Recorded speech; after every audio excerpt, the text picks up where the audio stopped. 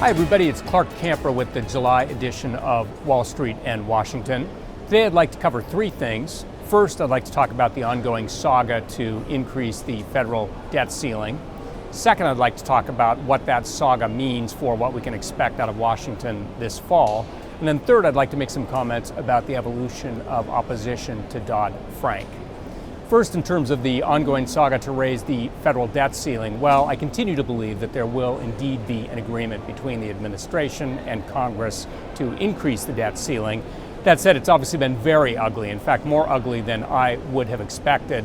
As evidence of that, I just saw a Gallup poll that said that 40% of polled adults said that this Washington was the least effective Washington that they had seen in their entire lifetimes. And I can't say that I actually can disagree with that.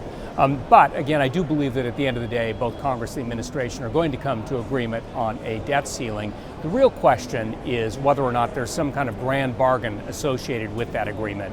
In other words, is there some kind of agreement to significantly decrease spending or decrease the deficit along with the federal debt ceiling?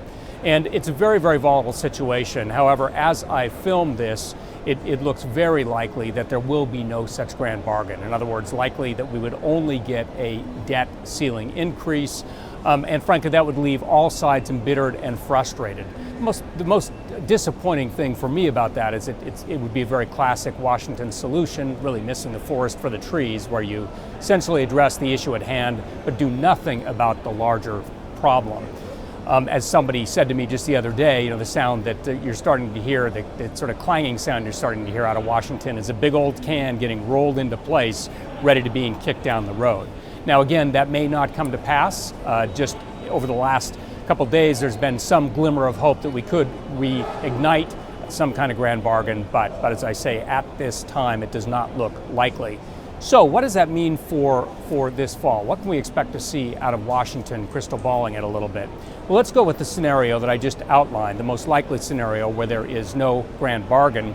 And in that case, I think that we can summarize what we would expect to see out of Washington this fall in one word, and that is gridlock. I have long said that the question of gridlock in this divided government is not a question of whether, but rather when. And in that case, in a case where there is no such grand bargain, I think you're going to see gridlock like you've never seen before. So what does that mean? It means that Washington would struggle to do even the basics. Things like passing appropriations bills, like passing the budget, would be extremely difficult. You might see some agreement on a few sort of rifle shot items like free trade agreements, but by and large, you just see partisan acrimony and inaction.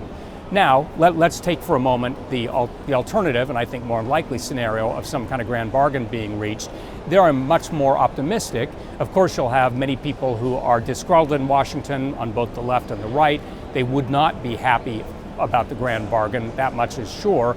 But if you did have some kind of grand bargain, you would have had a consensus kind of middle group that it would have accomplished something. And if for no other reason than just the fact that they need to actually implement that grand bargain, you would see some collaboration this fall. But again, I want to be clear that I think that is unlikely, and the much more likely bit that we'll see is gridlock. I also should note for the record that as we circle toward and move toward the 2012 elections, remember, particularly in the House, given our current political system, extremism is rewarded, and so most members of Congress, again, particularly in the House, have everything to gain by being against compromise and for some kind of relatively extremist position on if you lay out our spectrum of positions. I'm trying to be careful about that because I don't want to label people an extremist. I'm trying to make an analytical comment and not a political one. But moving then finally to my third topic, Dodd-Frank. It's interesting, the bill was enacted just about a year ago, and in the beginning you saw Dodd-Frank opponents, who mostly were Republicans, but not entirely. Dodd-Frank opponents made some very, very strong claims, very strong commitments to repeal the law altogether. Those did not succeed.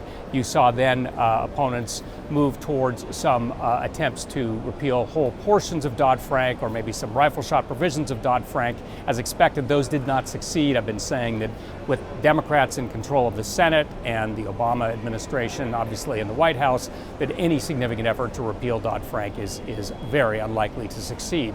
So, what's happened now? Well, there's been a change, and it's probably best summed up by House Agriculture Committee Chair Frank Lucas, who recently started talking about regulatory reform, and the Dodd-Frank bill in particular, in terms of black, white, and gray. And his point, which I think is a very effective one, is to say, look, let's not make regulatory reform about black and white, about you're either for reform or you're against reform. We all know this is a very complicated subject, very complicated landscape. We really need to talk about the gray. How do we get this done? And who can be against that? That is a much more fruitful way to bring people to the table and talk about trying to actually implement the bill. This comes at a time, as I've noted in previous Wall Street and Washingtons, that the CFTC in particular is having difficulty getting its bills finalized and across the finish line. So again, a more collaborative gray approach, if you will, holds out some promise for actually trying to get those derivatives regulatory provisions done. So with that, I'll wrap it up. Thanks for joining us on Wall Street and Washington.